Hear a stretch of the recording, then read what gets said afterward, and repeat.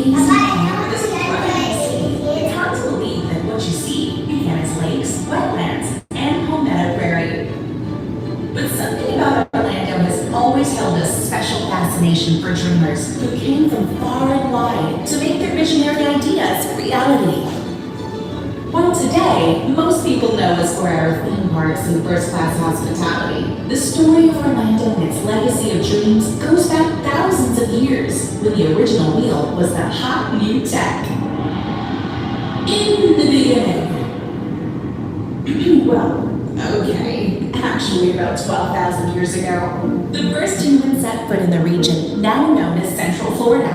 But unlike you, they didn't arrive to palm trees and sunshine.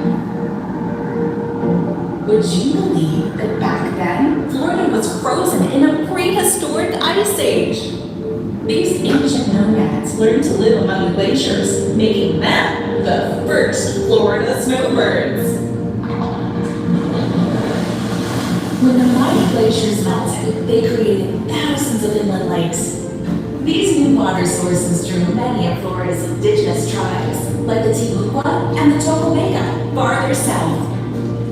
Centuries later, the Seminoles would inherit these tribes' ancestral lands after relocating to Florida from farther north. In 1513, Spanish conquistadors arrived in Florida, chasing dreams of eternal youth and expanded empire. These explorers found the temperate climate ripe for growing citrus and planted the region's first orange trees. Word of La Florida's abundance soon spread, driving more European colonization. By the early 1800s, few settlers obtained the marshy Central Florida wilderness that was then part of Mosquito County. Besides a few lawless outposts and a Seminole tribe reservation, the area was largely unpopulated until 1845, when the U.S. Army established Fort Gatlin near modern-day downtown Orlando.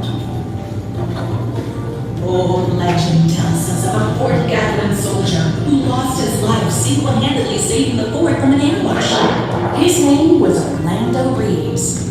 When his fellow soldiers buried him on the banks of Lake Eola, they carved his name on a tree to mark the grave. Some say this is where our city got its name. After the Seminole Wars ended, fortune seekers fled the crowded northern cities to make their marks in Central Florida's young citrus industry. By 1875, the region had grown so much that it was incorporated into a city. Orlando was born, and soon a new wave of dreamers was knocking at its door. 3, 2, 1, ignition. The 20th century ushered in an industrial revolution, opening minds to new spheres of opportunity, including the stratosphere. After World War II, the country's fixation turned to rockets.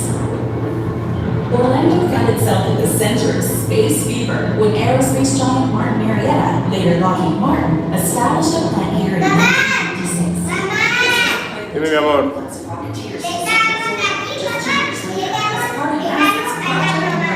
Estamos muy arriba, ¿cierto? As early as the 1880s, Central Florida had a toehold in the tourism industry with a few quaint lakefront hotels.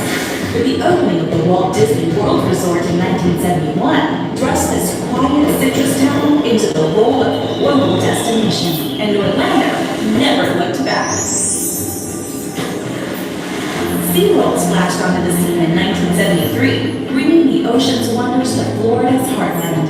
And in 1990, Universal Studios added a little movie magic to Orlando with the opening of its first Florida theme park. Orlando's landscape has been shaped by a community of dreamers that continues to push the heights of our city's experience.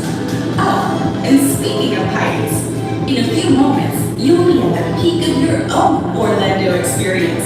So get ready, it's time to own the sky.